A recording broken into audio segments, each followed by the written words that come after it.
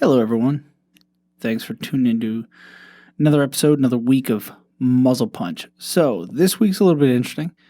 I've been traveling for the past week. I was in DC area for work, and when I travel, it kind of throws me all off. So I didn't actually do a regularly scheduled Muzzle Punch this week. But what I did do, or what I do have for this week, is the original episodes of when I got into podcasting. Or I shouldn't say the original episodes, I should say the first episode of a podcast that I ever did. First podcast I ever did was with my friend Pat.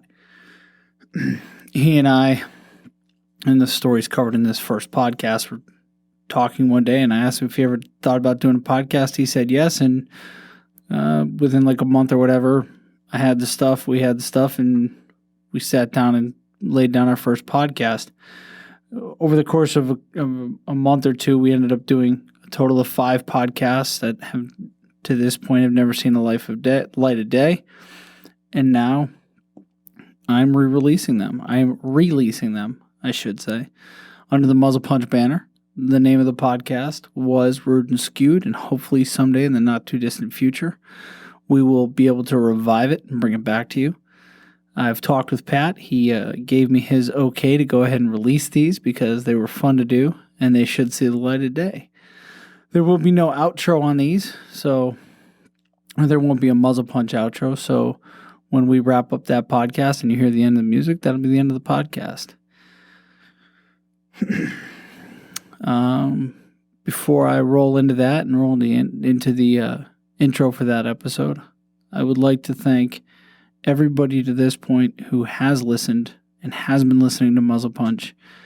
And I have a lot more guests in the works, a lot more interesting conversations to come. If you could do me a favor, please, please, please tell as many people as you can about Muzzle Punch. Have them go on iTunes and subscribe. Please, if you've enjoyed these podcasts, go on iTunes and rate it, review it. Rate it and review it on YouTube. Rate and review it on Google Play. If you're an Android listener and you listen to this through Google Play, the more support and the more buzz that I get, the better. I really appreciate the feedback I've gotten so far.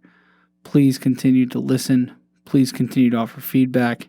I look forward to hearing from more of you, and I look forward to having many of you on the podcast so we can discuss whatever it is, or contention, or whatever might come up. So, thank you all very much for continuing to listen. I look forward to hearing from more of you, and I hope you enjoy Rude and Skewed as much as Pat and I enjoyed our first episode and our first time doing a podcast. Take care, everybody. Talk to you soon. Break it down like this. No problem. All units stand by. 7-0 receiving a 34 with a weapon. 1549 East 18th Street. 1549 East 28th. All right, here we go. After a fucking nice little snafu, because I'm retarded. 2 dudes talking into microphones, talking into a computer. Yeah. Thank God Pat is here, or this would just be on a continual loop, and I'd record for fucking hours on end and we get nothing. Get 4 seconds of information. That doesn't mean anything. 4 second fucking blip of shit. What a podcast. Story of my life. Go through everything to upload it. The first episode's 4 fucking seconds long. I'm like, fucking fail. That's funny. All right, so for those of you out there, once this actually goes live who don't know us, my name is Stefan. I'm one of the owners here at CrossFit Journey, and you are? I am Pat. I am a coach here at CrossFit Journey, amongst other things. Amongst many other things. Yeah. So, how this came to be, I guess. That's kind of what we want to discuss a little bit, and then we're just going to go into a conversation, right? Yeah. So, from what I remember, how it came to be is we were having a conversation that seemed to go on for 20 minutes. You were in your office and I was in the doorway for an extended period of time, just shooting the shit. And, you know, we just came to that idea. You know what? We should just start a fucking podcast. Yeah. And we just gave each other a high five and said it's the best fucking idea ever. Yeah, and I think that was about a week before Christmas. Yeah. About a week or two before Christmas, we said, we'll start it after the new year. Yeah. And here it is, fucking January 3rd, and we're following through and starting this thing. Yeah. I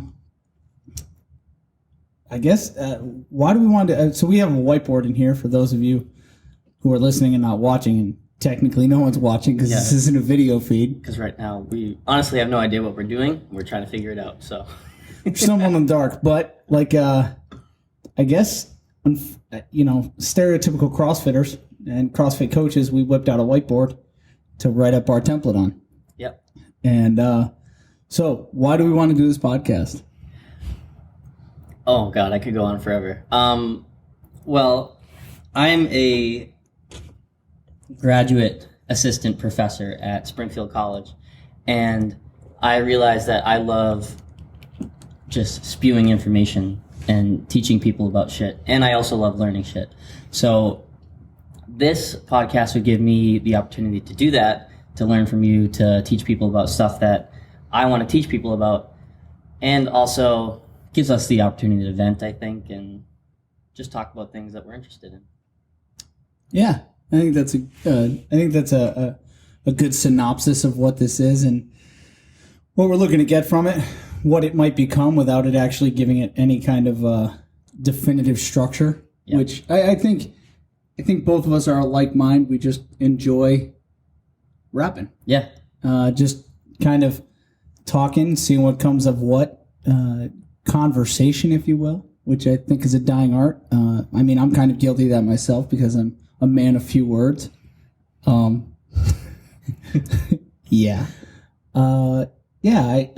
I mean, we have up there, what do we want to achieve? And I think you kind of wrapped it up in that, as in just talking and maybe coming up with ideas or down the road. Oh, we're going to have a guest, by the way. Oh, who? We're going to have Brittany Decker on. Hell yeah. We're gonna bring, that's going to be our first guest. She won't even hear this until it's already been done. But we're going to co-opt local radio or television TV star and singing sensation Brittany Decker in here, and she's going to talk to us about Iceland. I'm not even going to bring her in here to talk about anything else but Iceland. What does she know about Iceland? She's in Iceland. She's in Iceland right now? Yeah, she's in Iceland right now. What? I just saw her yesterday. No, not yesterday. You saw her on Friday. Oh, because she flew out Friday afternoon. Is she Icelandic? No, are you kidding me? She's short. She's like your height. Oh, that's true. No one, I'm short in Iceland, and I'm not short. For everyone who's listening, I'm only 5'2" tall. Brittany Decker's not much taller than he is. Which goes to show you don't have to be a giant to compete in Miss America. You get heels for that. Yeah, so... Well, what do you want to achieve through the podcast, Stefan? Hopefully we can reach a broader audience. Yeah. I think, interestingly enough, you were down at Foxwoods today and you said you wanted to talk about that. Over Christmas, I was down at Disney World. Yep.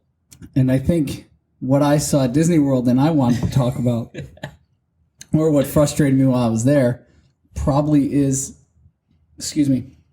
in line with what I'm guessing frustrated you down at Foxwoods. Yeah.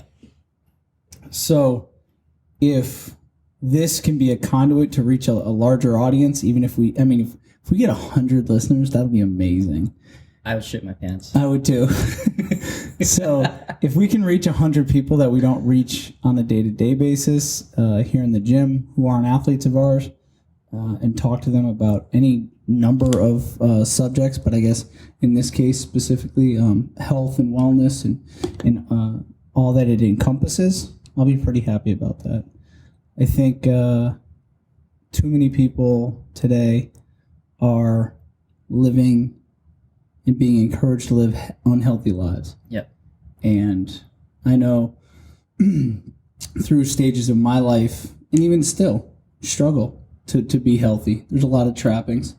But, you know, as I'm coming up on 40, my father is now 77. He'll be 78. And the night I got back from Florida, he had to go in and have emergency surgery for a perforated appendix.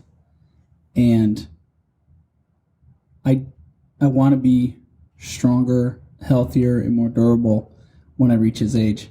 Yeah. And it's never too late to turn the corner. And for the past few years of my life, since getting to CrossFit, I've been healthier for the majority of my days than I have been without it. And ever since becoming a box owner, I've been healthier. And now it's, you know, I'm trying to turn this year into a healthy year. Yeah. And move into my 40s as healthy as I can be, and then just keep getting better. Yeah. I guess that's my short answer. Yeah. All right. Well, that's good because once you're 40, shit starts going down the tubes. Yeah, thanks, Pat. From what I've learned. Yeah, thanks. So if you're hitting the road running, then I think you'll be all right. Yeah, I think that's a common issue. Is I don't know if people just accept that fact that they, you know, once they turn 40, it's like, oh, I have all these other things I got to do, or, you know, things like that. And I don't know why health becomes such a, you know, it's not important. It's like, you know, it comes not even second to other things. It's like 22nd. And I don't know why it gets that way for so many Americans. It's frustrating. Yeah, I think we have fallen into the trap of you're a special snowflake. Yeah. And whatever you do, so long as you're happy, you're good. Yeah. And I think it's a fucking crock of shit. Yeah. I think people need to be told, hey, I'm not a fan of fat shaming. I think fat shaming is stupid. Yeah. But in the sense that, hey, listen, you're really unhealthy. Mm-hmm. And we need to get you healthy, and you should want to be healthy. Yeah. You should want to eat good quality food. You should want to exercise. Yeah. You should want to have full range of motion in all your joints and the strength to apply force through them. Yeah. And I think that's what's being lost in that message. I understand, and I'm not a fan of picking on people or ridiculing people for individuality, but an inescapable fact is that we are an athletic animal. Evolution has made it so that we are the greatest generalist that we know of that the animal kingdom has ever seen. Yeah. We have a great brain. We have an extremely adaptable dietary track, and we can pretty much forage, find food, or make food, or kill food almost anywhere. Yeah. So our ancestry for over 100,000 years is geared towards being physically active and moving. And as we lose that, we see that we lose our health. Yeah. And people rely upon all kinds of tricks. And modern medicine's amazing, but modern medicine should be a last resort. Yeah. And I don't know if it seems like people go into end-of-life care nowadays about 30 years before they're at the end of their life. Oh my God. And then they just hobble along and limp along until they finally get to that point where medicine's like, hey, can't fucking help you. We're out of tricks now. They're not even human. They're like a chemical makeup of whatever the fuck they put in them. It's terrible. And I mean, I've seen end of life care done in so many different ways. My aunt, who had breast cancer, was doing end of life care, I would say, in a more integrated medicine way, in a more alternative way, you know, with the marijuana and stuff like that. And well, she lived in Seattle, so I can't talk about how, you know, that affected her compared to how I've seen it affect other people. But I don't know, I would say she was happier. I mean, and it kind of it wasn't as horrifying to watch, I would say, going to a hospital room all the time. You know, she was in home and things like that. Like it puts people in a less sterile environment and a more friendly environment. I feel like, I don't know, I'm going off on a tangent here, but no, that's fine. Yeah, there are no tangents here. The end of life care is like you said, it's terrible. And I just recently listened to a podcast talking about how we don't treat humans like animals when it comes to being in a hospital. I mean, if a dog were, nearing the end of its life, we'd put it down and put it out of its misery. But we have this whole thing with humans. It's like, oh, he's gotta fight, to the end of his days. He's gotta be, at least he fought. It's like, no, they didn't fight. They just like sat, they existed. They didn't do anything. And, that's kind of messed up in my opinion. I don't know why we do that. We apply humanity to everything but humans. Oh my God, yeah. Yeah. It's a good way to put it. Yeah, it is. I mean, we are humane, except in almost all our dealings, we always talk about being humane. Yeah. But then you bring up the ability to make a choice at the end of one's life, especially with a terminal disease or something like that, and giving them the option of doing it, and all of a sudden it's too fucking taboo, man. Hell no, they're not in the right state of mind, and it's like, well, dude, no shit, they're in fucking pain. Yeah. Who the fuck is in the right state of mind? And not only that, they're facing something you can't understand. Exactly. They're literally they're staring death in the eye. Yeah. And you're going to say, well, they're not in the right state of mind? No shit, asshole. And who the fuck are you to tell them otherwise? Yeah. Yeah. End of life care, stuff like that. I mean, especially the idea of euthanasia, I think, is a topic that is starting to get, well, every now and then, I think people are becoming more and more open to the idea. There was that woman who was it the Right to Die states or whatever it is, and the young woman who last year, she moved to, she was a year ago now, she ended her life on, Halloween or something like that. But it was in Oregon, I think. I think she moved to Portland. And they're what's called a right to die or something. I did hear about that, but I vaguely remember it. Yeah, I mean that was in People magazine. And all that. It got national attention. Yeah, and then that was in 2014, and then this past year on the anniversary of it, there was a follow up to it. So at least that stuff's getting traction. It's getting attention. Yeah, a lot of it's getting attention through the internet, which can be a great tool through social media. Oh yeah, forcing the hand of forcing people to look into and explore these ideas and these concepts that otherwise they wouldn't necessarily be aware of. But yeah, I don't know where that fits on our board. Yeah, maybe in the what pisses us the fuck off category. Yeah, maybe there's going to be a lot that probably falls under that title of what pisses us the fuck off. Well, let's talk about Disney and Foxwoods. I mean, that's pretty much where this whole conversation was going. Why don't we start with Disney, because that happened, before Foxwoods did. Okay, most magical place in the world, by the way. Yeah, no. Disney terrifies me, for those who don't know. But I find... so, here's my issue. Some great things come out of Disney, right? Like anything there's pros and cons. It could be argued that anything that brings people some kind of happiness has value and is good to an extent. And people often make that claim. But what falls underneath that would mean heroin is good. Yeah. Because it makes people feel good. So, I just made a correlation between Disney World and heroin. For those of you who are like, what the fuck? You heard first. Yep, that's my correlation. So don't ever make the, it makes me feel good argument, because it's kind of it's a shallow, intellectually... Very broad. I think it's intellectually lame. Yeah. That's a good way to put it. So, walking around Disney, you just see people who are gigantic.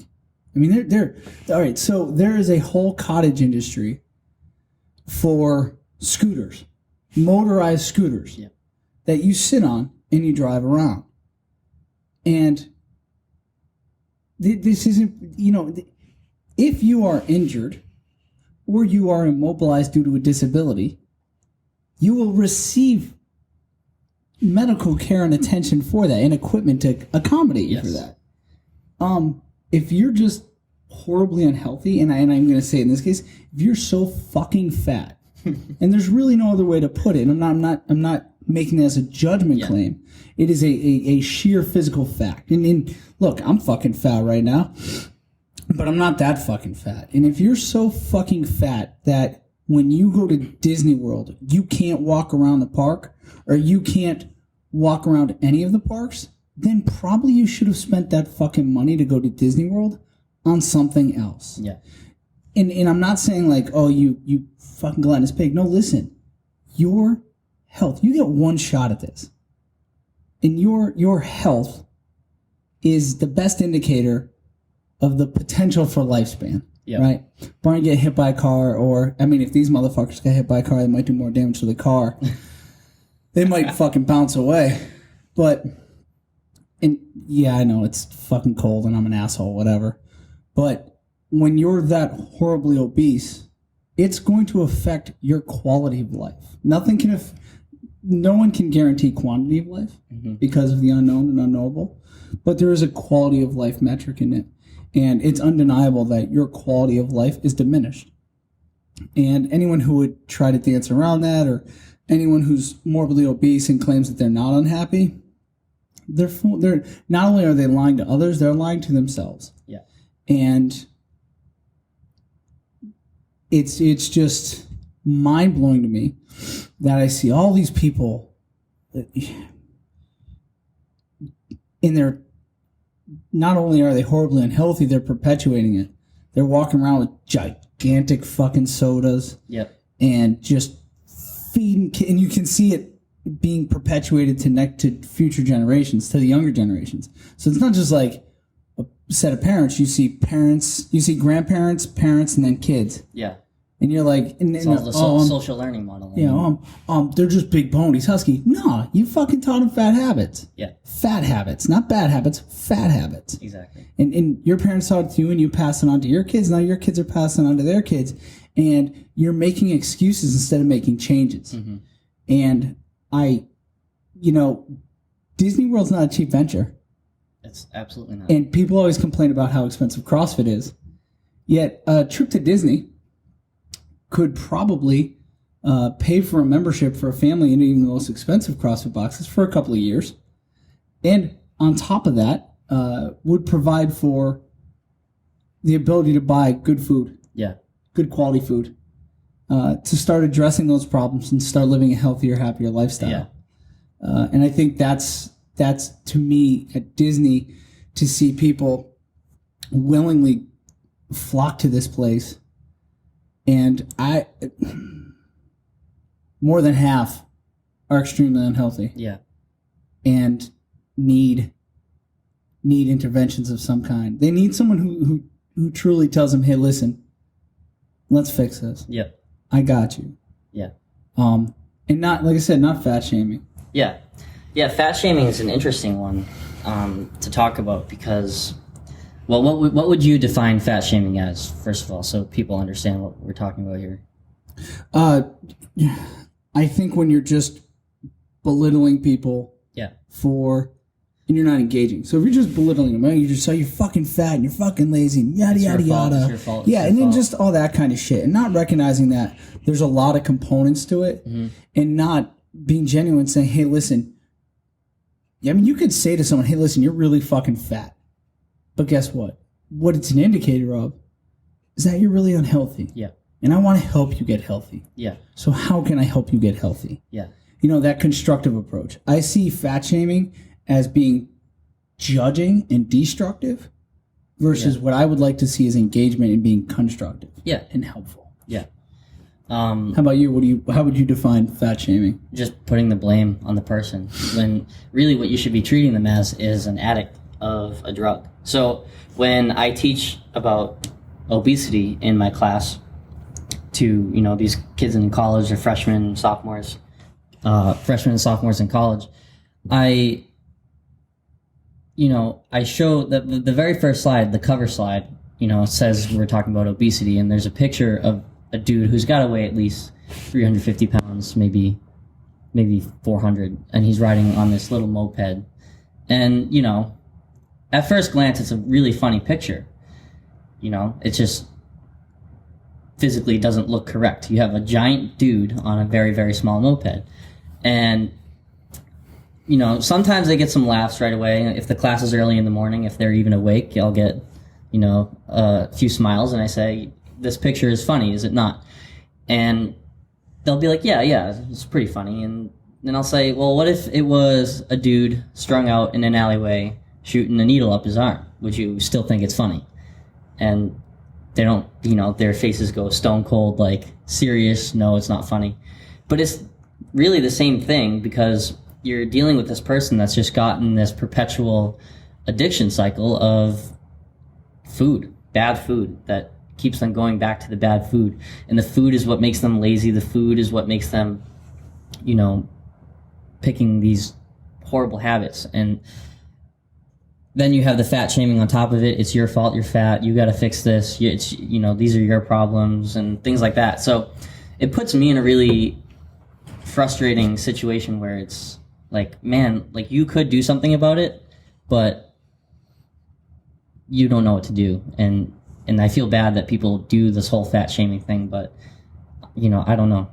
That's my whole view on fat shaming. So, but the same thing I saw at Foxwoods today. I mean, we went into the bingo hall. I was happy I got to spend some time with my girlfriend's family, cherish those times. But there was, I don't even know how many people there, dude. The whole bingo hall was full, like, to the brim.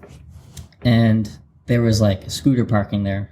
Like, you walk in and there's places to put your scooters, and walking around the whole casino, there's just people on scooters everywhere, and people are just sitting down drinking alcohol and free soda, pulling slot machines, and it was so disturbing. And I leaned over to my girlfriend and I was like, hey, how many people in this room do you think have type 2 diabetes?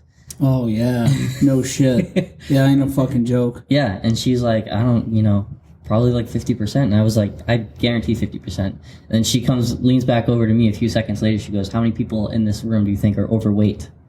And I was like, oh, like 90%. So, all right, so that's an interesting question.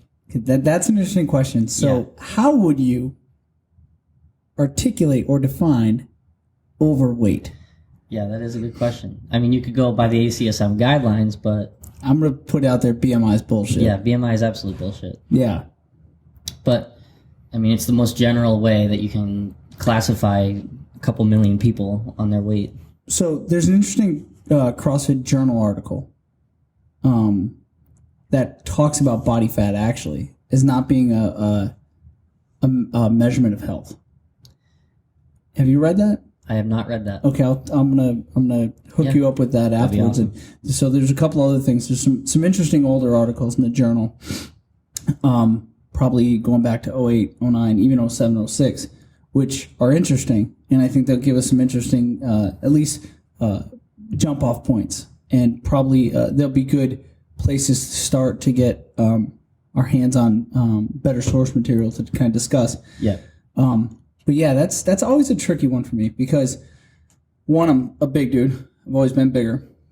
But I've known powerlifters. I've known strongmen, Olympic weightlifters. Yeah. And so at what point are you like, okay, he's unhealthy? I mean, you can take a sumo wrestler, right? Sumos are that size by design. Yeah. They actually eat really good quality diets. Whether or not it's a good diet, that's arguable, but the quality of it and the quantity of it is very specific. There's also a shit ton of muscle underneath those guys. Yeah, for sure. And they're flexible and they're fast and they work on conditioning. So that's an interesting thing. And I now that's not to say, I mean I've been saying fat myself. So I wonder if overweight is a term that could be clearly defined. I suspect it could. You could define anything if you thought about it in the right angles. But I wonder if it's an individual thing. I wonder if it's in our genetics. I wonder if it's in our DNA. I wonder if that kind of. Oh, by the way, I did a 23andMe. Have you done that yet?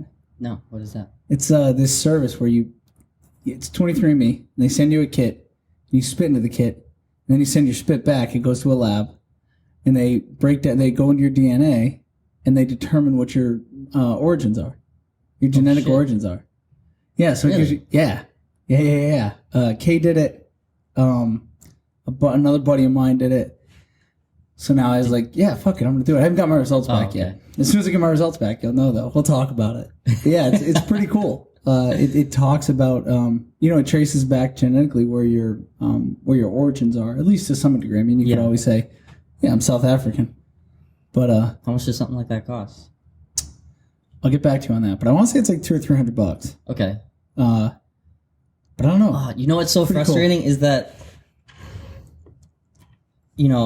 people don't care about stuff like $200 or $300. Like, no way, fuck that. Like, I'm not going to do that. I'd rather spend that on an iPad or something like that. What to play games on, or like sit down on your ass and not do shit. But like something like that is so interesting to me. Yeah, that's awesome. Well, it is interesting, and I think that this is one of those cool emerging things. Yeah. Right. Like wearables, like my Fitbit. Yeah. And there's this is still still first generation. And I actually picked up the scale that goes with it today. Stupid purchase. One could argue. Yeah. But as I've been doing my weekly videos, and since I got this, I'm becoming more interested in the data. And granted, it's probably not, but it's not 100%. Yeah. But the technology, the tools are getting better. One of the things we do is, as a species, we develop a tool and then we just constantly refine it. Yeah. Anyone who doesn't believe that, try to use yourself a fucking stone hammer and then go to Home Depot and get yourself a graphite hammer. And I promise you'll understand that we're pretty good fucking tool makers. And we've gotten better at it. But I digress. So I got the scale, and it's wireless, and it is designed along with the Fitbit. It works in conjunction with it. So on my dashboard, the information will be there on my phone. So I'm going to start tracking more through it as a collection point for biodata. And I think that that's a cool tool. Fitbits and whatnot are cool as far as biodata. But again, going back to what you were saying about the 23andMe, that's biodata. Yeah. And I guess supposedly, and I don't know, I'll get into it once they send it to me, but I think that it allows you to better define probably food allergies based upon genetic makeup and stuff like that. So it potentially could, you could utilize it as a better refinement of both of training protocols, of diet. Yeah. Really That's cool. That's crazy. Isn't that? Yeah. I mean, it's genetic mapping, and it goes into a larger database. To help them better develop and analyze the DNA. Yeah. So it's a social project too. So it's not just, it's fucking cool, man. It's gonna be this giant. I can't believe I haven't heard of that. This giant database of DNA. Yeah. And they're gonna, that's a whole shit ton of aggregate data. Like beyond the whiteboard. Yeah. Yeah, it's pretty cool. The more I think about it, now that I kind of just brought it out to you and you were like, your eyes lit up. Yeah. Yeah, and exactly. I think, you're right. $300, people are like, I want an iPhone 6, or should I get, nah. Yeah. I got to put my payments down on my new phone. Yeah, absolutely. So cool.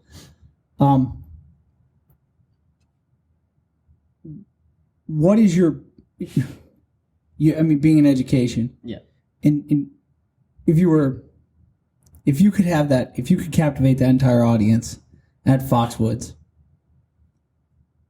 for an hour, and whatever you told them was going to sink in, and they were going to do it. Yeah.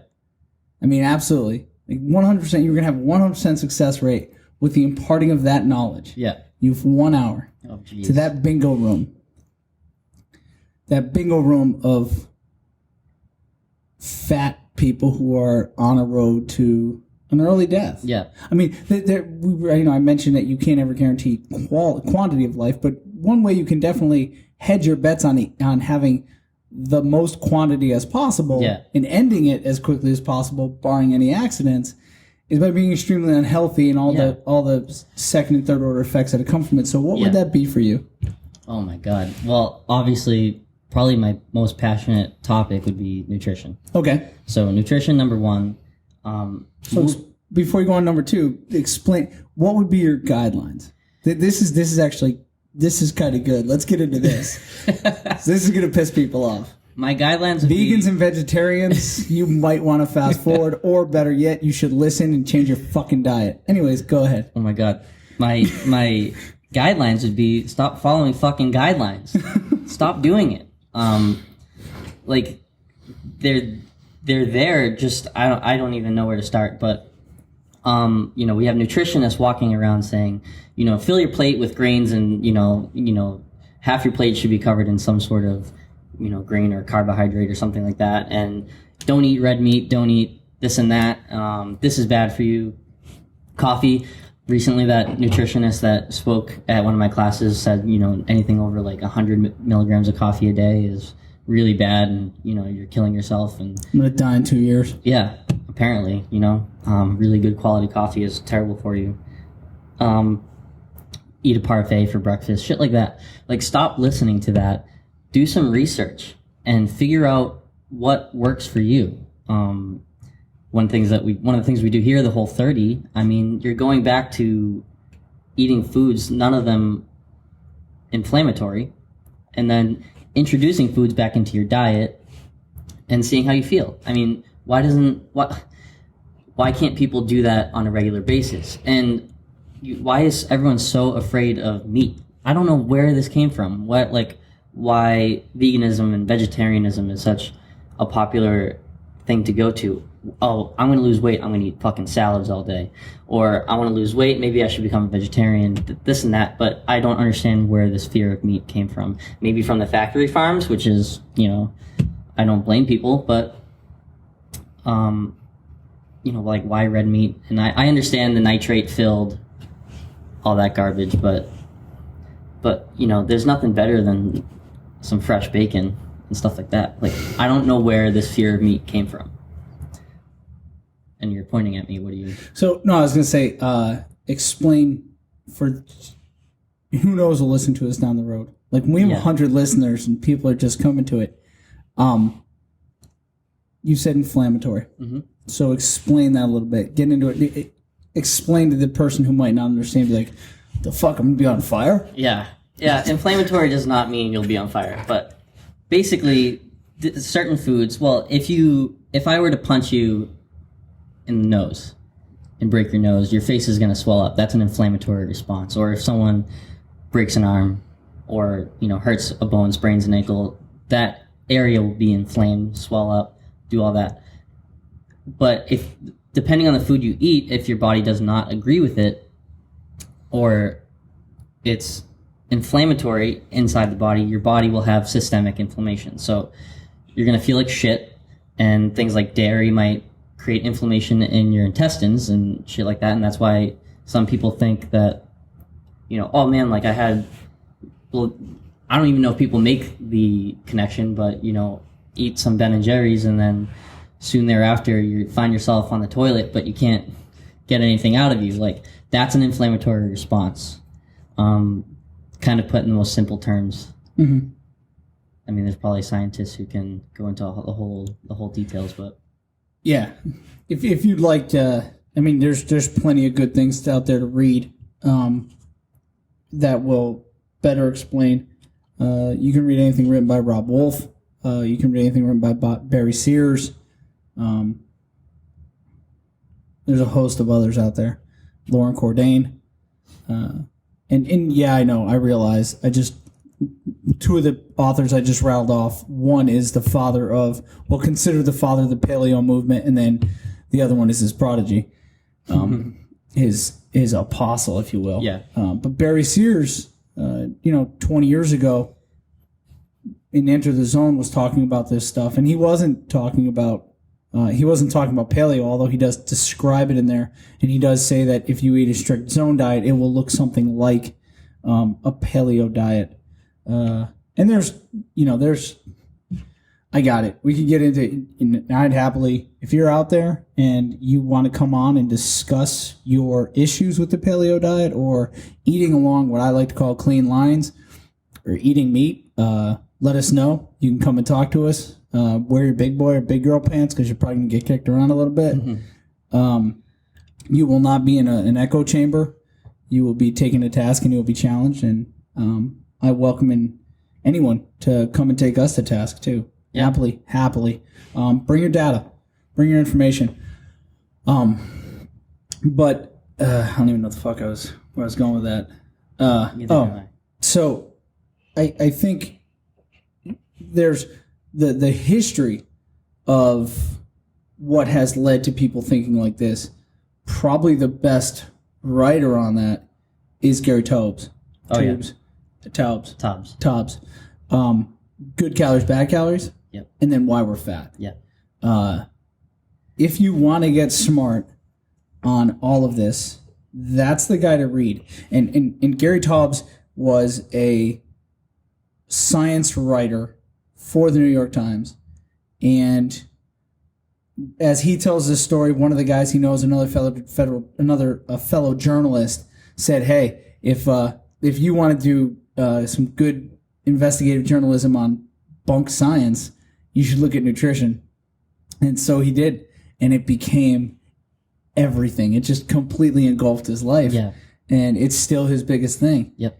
And at the end of the day, long story short, his conclusion reached is probably something like a paleo diet is the best way to go. Yeah. And if you want to read something else by a super brain powerhouse, read Dr. Terry Walls in the Walls Protocol. Mm-hmm. I think it's Walls. She does a TED Talk, and there's a lot of information out there from her. She took a paleo diet, but then she modified it a little bit, and there's a little more vegetarian uptake. Oh, that's what I wanted to say. Often claims are made that a paleo diet is like the Atkins diet, and there's no carbs in it, and that's actually a misperception. Absolutely It's false. a misnomer. Yeah. It's important for people to understand that vegetables and fruit are carbohydrates. They are, in fact, carbohydrates. And they are good carbohydrates, and that's what should be the bulk of the carbohydrates that are in your diet. Though that's so it's important to understand that within paleo circles, there is a lot of they actually are very pro carbohydrate. They are pro good carbohydrate.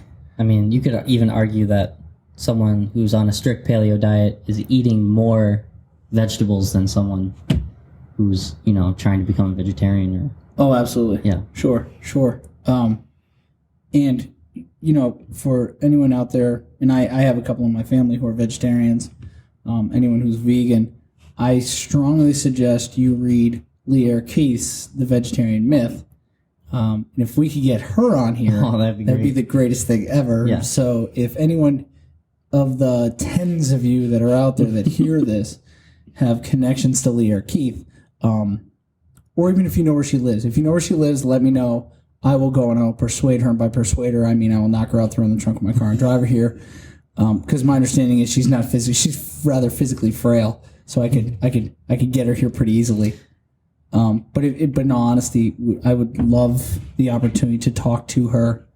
And we should definitely probably just talk about that book sometime. Yeah. Just about that book, because it's pretty fucking amazing. She's such a great writer.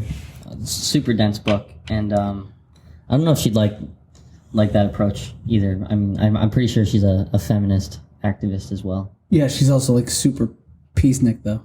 Oh. So I mean, I guess technically, if someone is a pacifist, technically they shouldn't put up a struggle if you're like, hey, get in the car. Yeah. Like they kind of have to comply. So they really can't ever claim to be kidnapped because they're a pacifist and therefore they don't resist.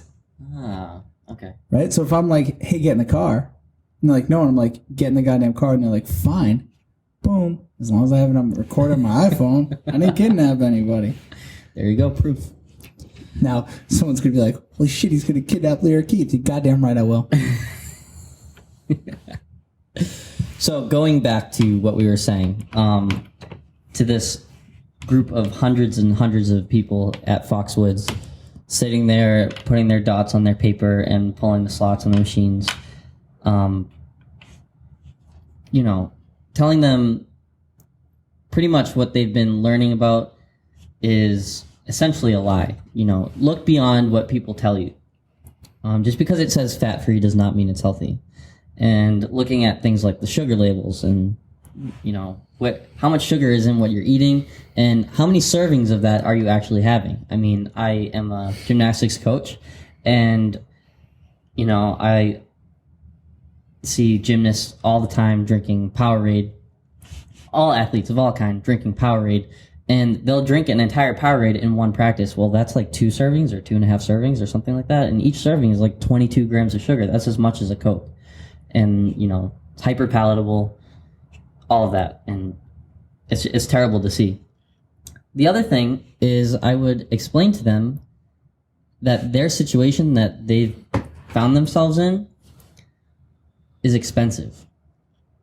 Really, really expensive. And I'm not sure if I'm the only one my age who sees that, but, like, I really, really, you know, people need to know how much the obesity epidemic is costing our country. It's insane. Oh, yeah. Like, way too much money. Billions and billions of dollars. Absolutely. Absolutely.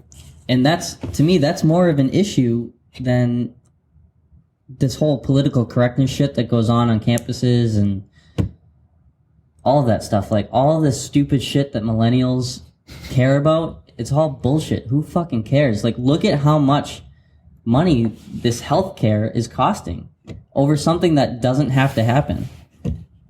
You know? I don't know. Hey, preaching to the choir on that one. I'm completely with you.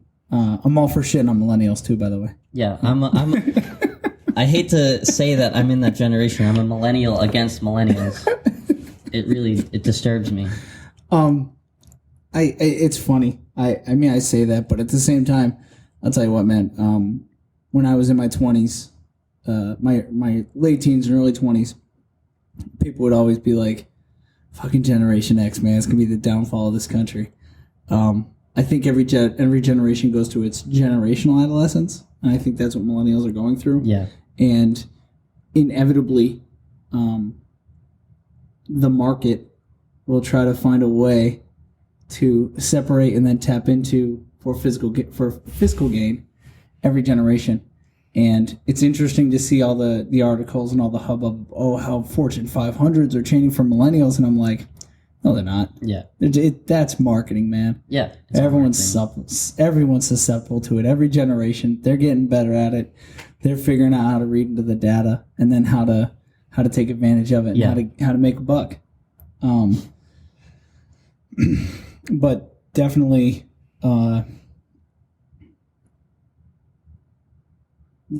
across generations, and probably for the past 50, 60 years, one could argue, the American diet has been in decline. Yeah. And it needs to be fixed. Along with, what's coincided with that has been physicality. And interestingly enough, have you ever seen the movie WALL-E?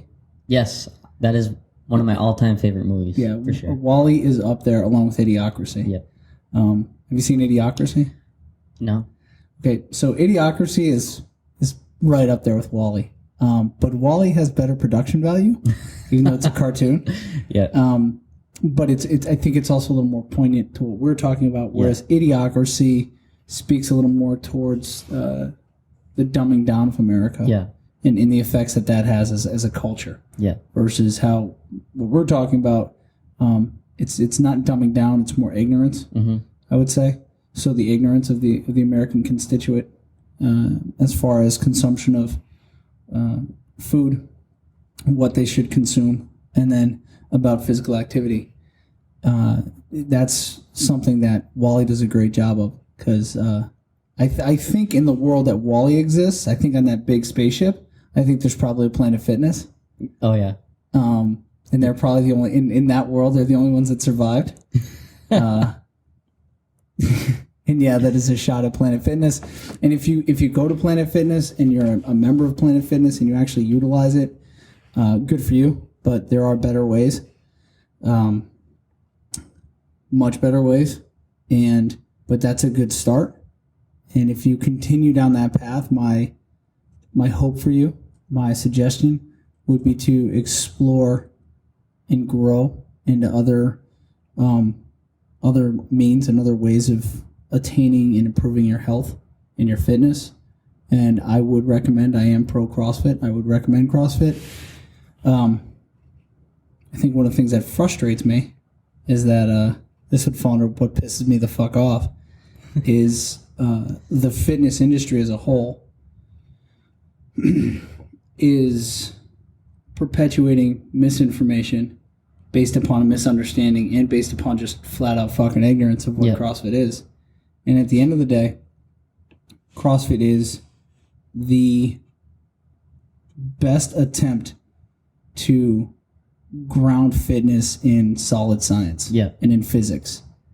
And you can't, if you properly apply these principles, you're going to get fitter and healthier. And it's irrefutable. And the evidence is in your workload and work capacity. And I was talking to someone the other day, and I said, if you come into this gym, or any CrossFit gym for that matter, in a workout that they write up, a year ago it took you 20 minutes, and now the same workout is on the board, and you did it in 14 minutes, guess what? You've gotten fitter. In a lot of ways. And if you go to the gym for an hour every day, and it takes you the same amount of time to do the same thing, there's nothing measurable there that you've actually gotten any fitter. Someone could argue, well, I move more weight, and my argument would be, well, do you move it over a greater range? Do you move it faster? Okay, so one metric, you've moved a heavier load. But let me control all the other factors. Did you get more sleep? Did you improve your diet? I mean, all these other contributing factors could come into play. And again, I think at the end of the day, I want people to realize I'm not shitting on Globos. I came out of a Globo background. But if you are a hater of CrossFit, then open challenge to shut the fuck up and put your body where your mouth is. Come on in and train with us. See what happens. And to fuck is that, bro science or whatever? Come on up, homie. I got you, bro. I'm not sure if he's actually serious or if he's sarcastic. I don't know. I don't know either.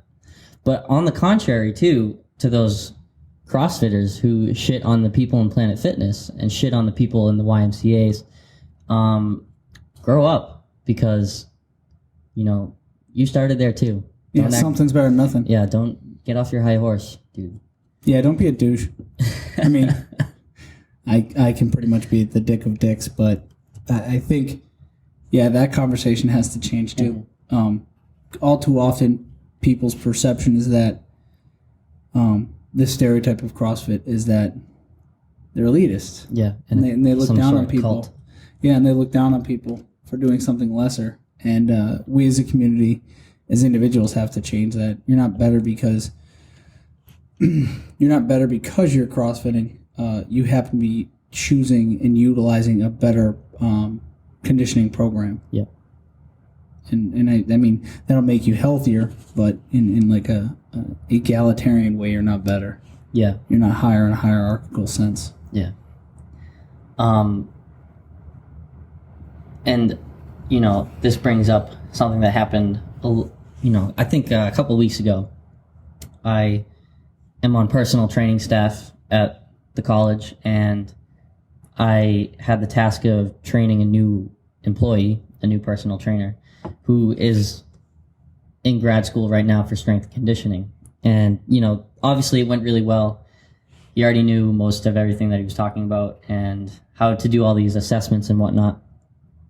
But I gave him, the card saying, come check us out over here at CrossFit Journey, things like that, just to see, if he was interested in spanning beyond the weight room down at the college. And I don't know even how he started this whole conversation, but he was saying that, he respects CrossFit, this and that. But, any certification that costs that much money and is done in a weekend is a joke and this and that. I was like, well, dude, what the fuck do you think all these certifications are? They're all weekend certifications. Some are just online. Most of them are paper, too. Most of them are just multiple choice. Yep. It's a knowledge base. Yeah. I think every person I've ever met who was critical of CrossFit in that same regard, but then had the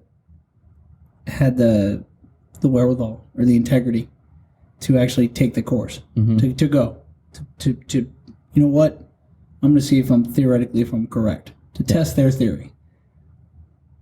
They're just blown away. Yeah. They're amazed. They're like, okay, holy shit, I was wrong. Yeah. I was completely misinformed. Yeah. Yeah, it is pretty interesting. And, you know, one of the coolest things about doing the L1, I mean, I did the L1 really recently, and one of the coolest things is they asked who actually wants to be a CrossFit coach when all of this is said and done, who is trying to work at a box and this and that. And not everyone raised their hand. And I found that super interesting because all these other certifications that people are going to, they're there for one job, and that is to get their certification and get a job from their certification. But the philosophy behind all this is just so different that I thought it was really interesting that people were there literally just to learn about the movements that they already practice and the philosophies that they already follow, and just hear it from like-minded individuals and people that know how to preach it really well. And I just thought that was really interesting. That I've never seen that before. Well, people pay that money they don't really want to be a coach, but they want to be more involved in something that they love. That's so different from getting, you know, your certified strength conditioning coach certification. Well, how many certifications or accreditations do you carry as a gymnastics coach? Just one. You know, you just carry USA Gymnastics. Okay, USA Gymnastics. Yeah. How did the CrossFit cert differ from that? What do you mean? As far as the weekend, the certification, becoming certified, what are the differences between the two? Well, I don't know if USA Gymnastics is the best one to go under because, I mean, I'm not like the owner of a gym or anything. I just work under somebody. So that was all online, the USA Gymnastics one. And whether you're an athlete or a coach, you have to be a member and all of that stuff. And you can't work on the floor as a coach unless you're, you know, unless you have that card with you or your number and things like that. I think a better comparison is I'm group exercise certified, and I'm a certified personal trainer under the National Exercise Trainers Association. Okay. And I'm a level 1 CrossFit trainer. And yoga too, right? Or is that falling that's under group exercise. So where those are different, it's drastically different. I sat on my ass for, God, what was it, like, I don't want to say like 14 hours total, maybe, for the personal training certification, where CrossFit was so much more hands-on, and there was opinions and there was conversation, and I don't know, it was just a different experience. I felt like I didn't feel like I was just being talked at the whole time. Felt less like a lecture and more like just a group of like-minded people learning more. And you know, there was the impending test that was coming that everyone was afraid of, but with the personal training exam, it was like just a frantic cram study. That's what it felt like. It wasn't like a practice. It wasn't like we were going to work out or anything like that. It didn't feel like learning. It just felt like cram studying. Gotcha. Where the level 1 felt more open-minded, learning, practicing, relaxing. Yeah. Yeah. Way different. Yeah. It's interesting because so I took my level 1 in 09, December of 09. So I'm actually up, and I got to do my recert here this spring. And I know because, you know, I saw Brian's and I saw Eric's and I saw Lynn's. I've seen this kind of the evolution and now what they're putting out, which is very different than the material I got when I took it. The growth and the professionalization for the level 1 and the growth and the expansion of the certifications available through CrossFit and the content and the level of instruction and discussion And then the practical application has so vastly improved, even in the specialty certifications. In comparing the CrossFit weightlifter course, the Olympic course by Coach Bergner, and then in comparison to the USAW sports performance, and then I don't know, whatever the level 2 is. I can't remember. I mean, I have it, but I don't know what the fuck it's called. There's a lot of similarities. I'm interested in taking the advanced weightlifters course from USAW that they've put, or from CrossFit that they've put together.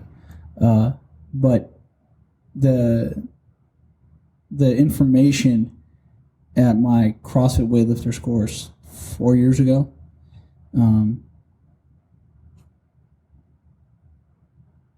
as opposed to what I learned at my USAW level 1 a year and change ago, they were on the same level. There was more documentation. There was a handwritten at USAW, but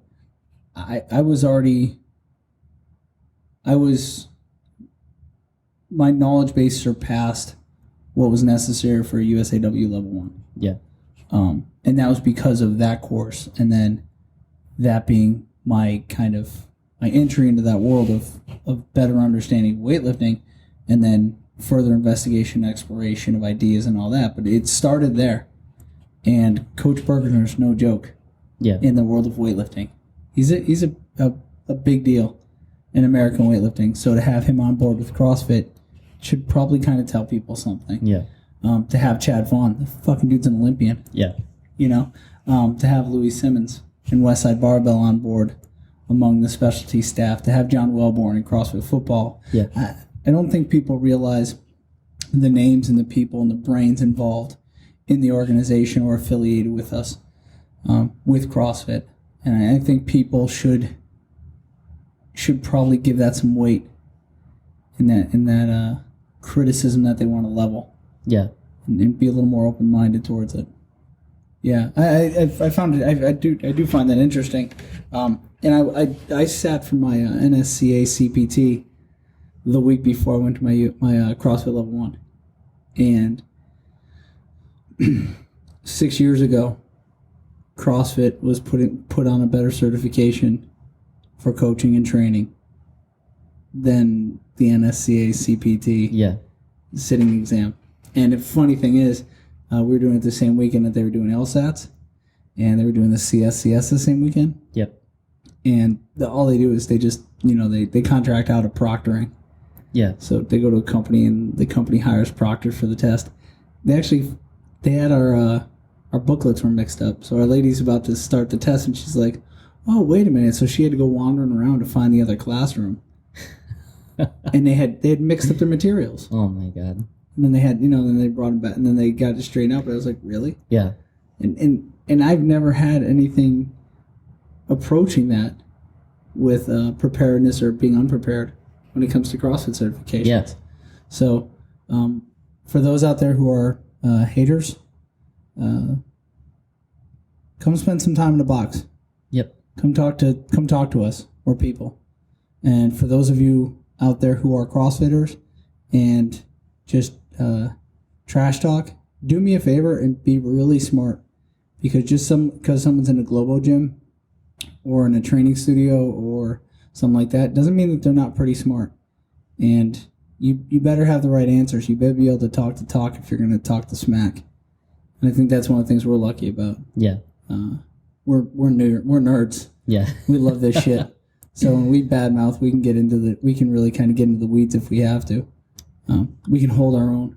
Yeah. Academically speaking and intellectually speaking, and then we can prove it with performance. Yeah. Nerds. That's another thing. Just going off the tangent of nerds, I was thinking before this podcast what topics we would talk about, and would we get into talks of things that we like to specialize in. Like, I am no nutritionist. I'm not certified in anything, but I do my research and I test things out. I like to experiment. I mean, the human body is something that you can experiment with. Oh yeah. And then I got to thinking, well, why do you think people specialize in information nowadays? Like, I just feel like even just being a college student, kids go into majors and they'll find things that they're interested in, which is great. But then it's like they are so close-minded to any other information. But I've noticed that talking with you before we started the podcast, or just talking with other kids that are interested in different information, I like absorbing all different kinds of shit, whether it's the vegetarian myth, or whether it's something about the environment, or whether it's something about CrossFit. I love that you just classified me as a kid. Thanks, bro. Did I really? Hear first? Yeah, you said other kids. Oh, You're like talking with you or other kids. Thanks, bro. Appreciate it. I think I was, all right, well, take it as a compliment, I guess. But I don't know. I don't know why people are so enthralled in specializing in one mindset. I almost like being wrong sometimes, just so I can learn more about something. And I like learning about all these different things, and that's another thing that I want to achieve in this podcast. If we can get someone on this podcast that can teach me something, I'm so down for that. Yeah, I love to learn. Yeah. I don't know if I don't know if I'd go so far as say I like to be wrong. Yeah. I guess I don't mind being proven wrong. Yeah. Because I like to be enlightened. That's a good point. So, if someone can provide evidence and support their claims or where they come from, Yeah. then I enjoy that. Yeah. I enjoy expanding my understanding. And sometimes that takes being confronted with challenging long-held beliefs or understandings. Mm-hmm. I think that's kind of the great thing. I think that's what I love about learning. Yeah. I love just, wow, that's cool. That's interesting. And having my eyes open and I eat that shit up. I do. Man, when I have an opportunity to learn, I dig it. It's cool. And then the more you learn, the more you realize how much you don't know jack shit. Yeah. And that's fun to know too. Yeah. And I guess where this is going is that it happens a lot in fitness. You know, people practice something for a long time and they get attached to it. And then when someone comes along and says, you're doing this, you know, you could be doing it differently. Not even that they're doing it wrong. It's like, you could be doing it differently. You could be doing something differently that's going to be more beneficial. It's like they're attacking their own self, like their personality, everything. It's, no, I'm not wrong and this and that. But I just don't understand where, I mean, I guess it's a psychological thing, but I don't know why people they feel so attacked when someone comes up to them and says that they could be doing something better or different. I don't know. But I like to say that I'm a little different in that aspect. Yeah.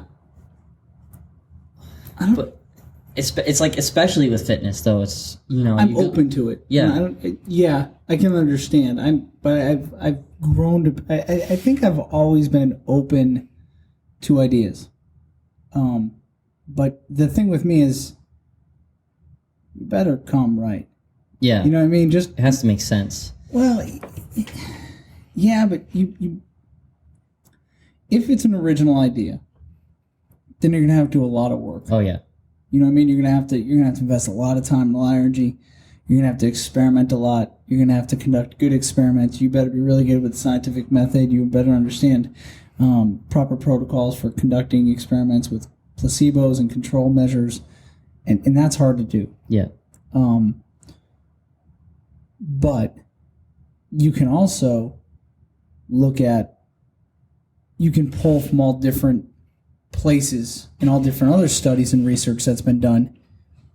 And you can look at that data, and that's what's the cool thing about science. Sometimes people go back and reread old research papers Yep.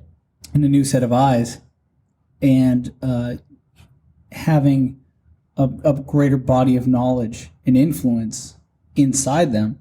When they go back and read that, they're like, hey, look, hey, they missed something, or hey, they didn't know about this when they were exploring this, so what if this is what's doing that? Yep. I think that's cool, and Yeah, I that's appreciate that. But for me, it's, and that's what sold me on CrossFit. It's the data. Yeah. It's the information. But there's things that I don't know if I'd say I disagree with, but I'm not totally sold on. There's plenty of people who are big brains in our community that I would love to sit down and have discussions with, because sometimes I don't fully disagree with someone. Maybe it's more nuanced. Yeah. But those nuances can be these really big to me. And when you're talking with really smart, specialized people, sometimes having that discussion, and they appreciate people being nuanced, because that's kind of where specialization lies, right? Yeah. Is in the nuance of it. When you dig into it and you take this little piece and you open it up, and all of a sudden what seems like a crack in the sidewalk to the average person is the Grand Canyon to somebody else. Yeah. And I have an appreciation for going into those canyons with the people who are there already, yeah, and who understand it. And having those kind of nuanced, detailed, long drawn out discussions that can be winding, and you really have to be switched on the whole time. Yeah. Because this person probably has been challenged, and any time you misstep, they're going to point out to you where you're misstepping, and I like that. Yeah. When you make intellectual missteps, or you don't even realize it, that you tripped over something, or you stepped over something, or there's research and information out there that actually supports where they're at, and you were unaware of it, and helps you better understand. I appreciate that, but I also, I don't know, man. I love, I love learning. Yeah, I think that's probably what you're speaking to. I don't know if I like to be wrong though. Maybe that was a poor way to. Maybe explain. I don't know. I'd never thought about that until you said it. So it's something interesting for me to kind of ponder. I think in some cases I definitely would like to be wrong. Yeah. Yeah. I'd like to think Bigfoot exists.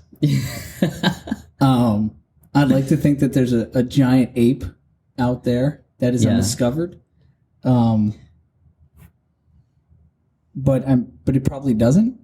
But in the fact that intellectually, I'd probably side realistically, if I was ever held to it, I'd probably say 60% it doesn't, 40% it does. So I'm leaning towards it doesn't. I would love to be wrong. Yeah. In that case, I'd love to be wrong. Yeah. I'd love to be 100% wrong, and there is a fucking Bigfoot. That would just be awesome. Yeah.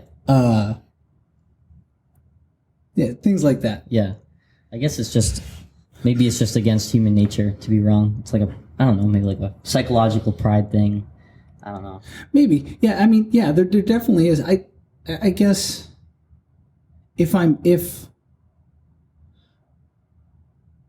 wrong, but in being wrong, I'm better for it. Yeah. I'm okay with it. Yeah. I'm okay with that. Now, if you're wrong about Bigfoot,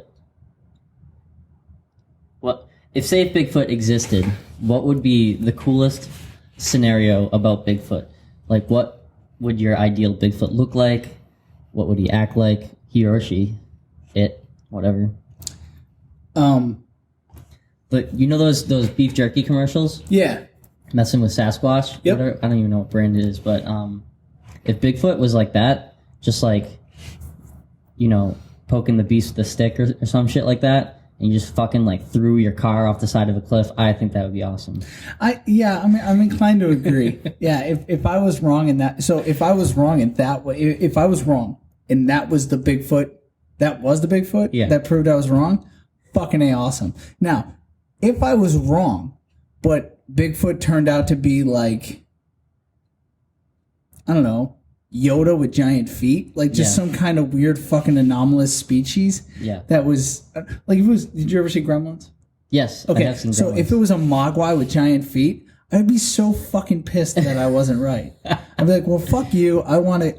You know what? Die, Bigfoot. Yep. I want you to die so I can, I want to wipe you the fuck out so that my myth of Bigfoot, the messing with Sasquatch Bigfoot can persist. Yes. So it would all depend. I'm with you though. I would love the messing with Sasquatch Bigfoot to be the real Bigfoot. The only thing that would be cooler is if Bigfoot was this wise, all-knowing creature that has been evading our search for so long because he's just so fucking smart. And like once we finally find him, he's like, well, you found me. The universe is over. Like, this is it. So if he was if Bigfoot was the next step in evolution, yeah, Bigfoot is or it was like a branch that was there's really this kind of cool thought experiment that Neil deGrasse Tyson does. Yeah, and I think he might have gotten it from I think he references Stephen Hawking because there's some interesting ideas that Stephen Hawking has when it comes to aliens. Yeah. But here's kind of it in a nutshell. This is Neil deGrasse Tyson. So if we run into an alien species and it is only, genetically speaking, it is only 2% more evolved than we are, that is the difference between us and chimpanzees. Yeah. That's terrifying. That's absolutely terrifying. So that means Stephen Hawking, who by all intellectual measurements is the brightest person alive. Yeah. Or within the group. If there's others as smart as him or smaller, now you're getting into a percent of a percentile, right? Many decimal points removed from percent. Yep. That's the small club he's in. As bright as he is, he's not even as smart as one of their children in preschool. Yeah, that's crazy. That's nuts. So they would be able to grapple with concepts, math and just other concepts that we do not have the genetic capacity to even entertain. Yeah. That's like, it's just crazy to think about. And if that's Sasquatch, that makes total sense why we can't fucking find the guy. Yeah. I mean, even like 1% deviation, but I mean, 2% in deviation is the difference between us and a chimpanzee. Yeah. Or it's less than that, I think. But that, I mean, when you kind of put it into that context, you're like, holy shit. Stephen Hawking, on the other hand, has always said that if this goes to like the whole Independence Day and all that stuff, right? If history is an indicator, if aliens show up at our doorstep, we're fucked. Because when it comes to contact, you want to be the contactor, not the contactee. Yeah. Because history, our history, has taught us that the contactee is fucked. Yeah. And the contactor is going to dominate your punk ass. Biggest reason being, I had the technology to get to you, and you didn't even know that technology existed. Yep. Or it was possible. Yeah. So you don't even you can't react fast enough to compensate for my technological advantage. And that's spooky to me. Yeah. But hopefully Bigfoot turns out to be benevolent, but looks like and has a capacity to be the messing with Sasquatch Bigfoot. Yeah. That's awesome. Yeah. That'd be fucking so sick. I'm going to use the bathroom real quickly. Okay. Well, do you want to wrap this? No, you can just go on a conversation. I'll just join you when I get back. Okay. So Pat's going to go use the toilet. I think he's just going to pee. I'm not even quite sure how long into this we are. Because the indicator says like, I don't know. I guess maybe 2,200. I don't know. I can't read this thing. I don't know what the numbers indicate. It doesn't. I don't know. I don't read programs like this. I hope you're enjoying this conversation. I hope you're finding it interesting. That's kind of our biggest hope, is that people will find our discussions interesting. They will find the guests who we bring in to be interesting. And as we grow, friends, family, whoever listens, if you want to be part of this, let us know. Reach out to us on email. Shoot us text messages, phone call, whatever. I think both Pat and I are pretty flexible and willing to kind of go in any number of directions with this. And there is no real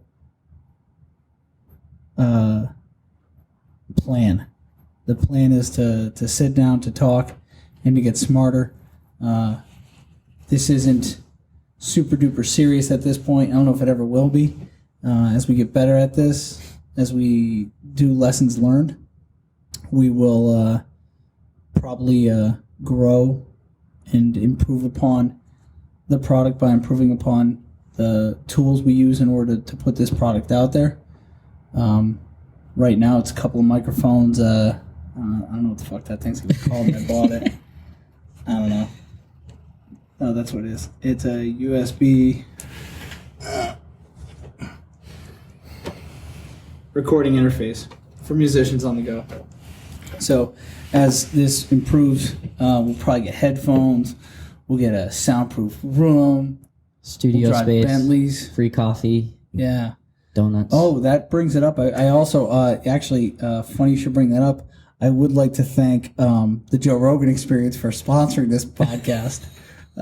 We do need to do a shout out to our sponsors, so I would like to thank Rogue Fitness for sponsoring this podcast, the Joe Rogan Experience. I would like to also thank Howard Stern for encouraging us to do this. Yep. You will all get hashtagged and added on Twitter and whatnot when we start this.